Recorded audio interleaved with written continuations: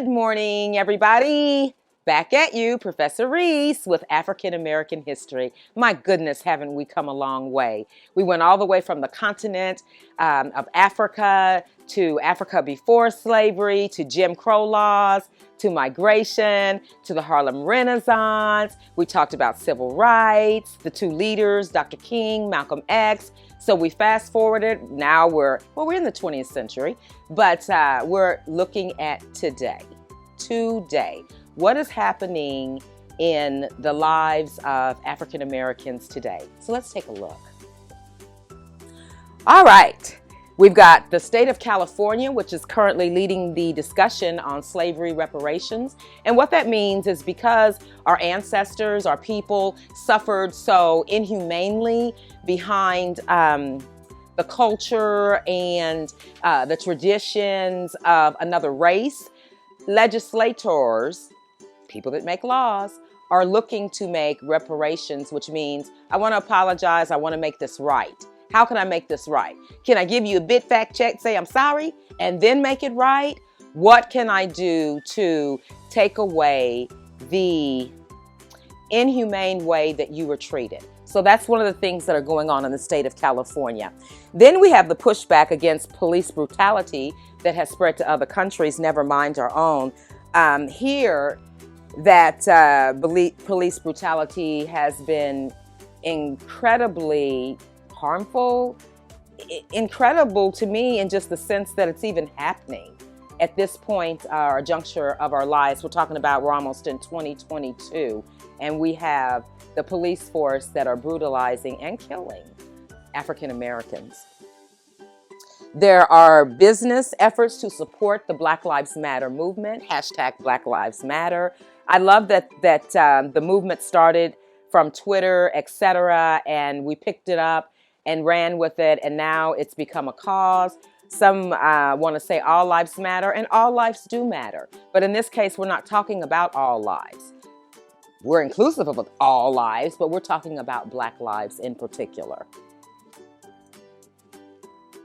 Okay, let's talk about systemic racism. Where does the word systemic come from?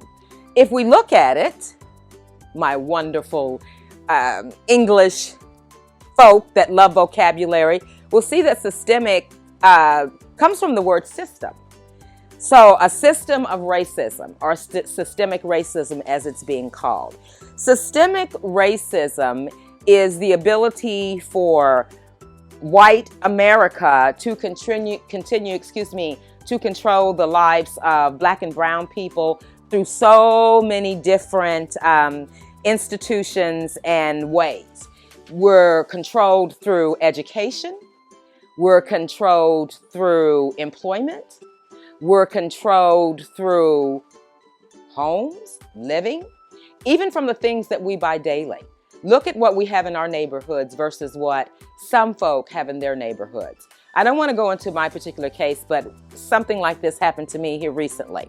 Okay, so we're looking at the ways that a group of individuals, a different race, can systemically control Black lives. So, individuals, they say, may not see themselves as racist, but they benefit from systems that privilege white faces and white voices. So, they make gains through making sure that everything that they touch, everything that comes through the system is white-based, face, voice, what have you. And we have a history of that right here in Kansas City with the Plaza and J.C. Nichols, but that's another lesson for another time. We look at anti-racism activist Peggy McIntosh. She popularized the understanding of the systemic nature of racism with her famous invisible knapsack. All right, we've got a quiz coming. All right, the quiz asks you to count how many statements you agree with for items such as, how many statements do you agree with? I can turn on the television or open the front page of the newspaper or paper and see people of my race widely represented. Is that true? Do you agree with this? I don't know what you read, Um, if you're not looking at, and it's a shame because magazines are not doing so well right now because this is the era of technology. But when we open up or look at a magazine, do we see us as a race represented? Question number 2. I can be pretty sure of having my voice heard in a group in which I am the only member of my race. How many of you are, let's say you were in a group and it was white people and maybe 1 or 2 brown or black people. How many of you would feel comfortable speaking up for what you deem to be an injustice or a joke that was made on your behalf or your race's behalf and you didn't find funny? How many of you would speak up in an instance like that? Okay, question number 3. I can worry about racism without being seen as self-interested or self-seeking.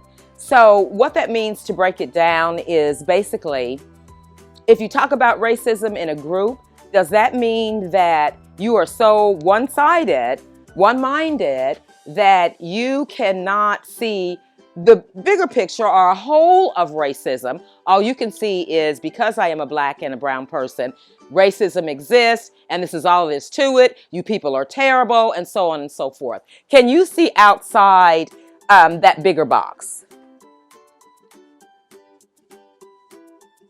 The Black Lives Matter movement came after the death of Trayvon Martin. I'm sure you guys maybe remember hearing about that. A young boy killed down in Florida, had went to the store to get something and then was consequently killed. The movement continued to grow with the death of Michael Brown.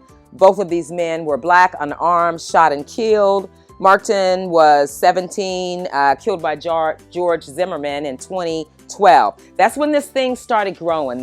That's when this thing, this Black Lives Matter movement started gaining momentum, because it began to happen time after time after time. It was almost sequential in the way that it happened, if you understand. It just continued one after the other. Then we have I think one of the most prolific cases that I happened to watch a little bit on TV was the murder of George Floyd by a police officer who basically put his knee on his neck so that he couldn't breathe. And for the world to see that image, I think, excuse me, said a lot.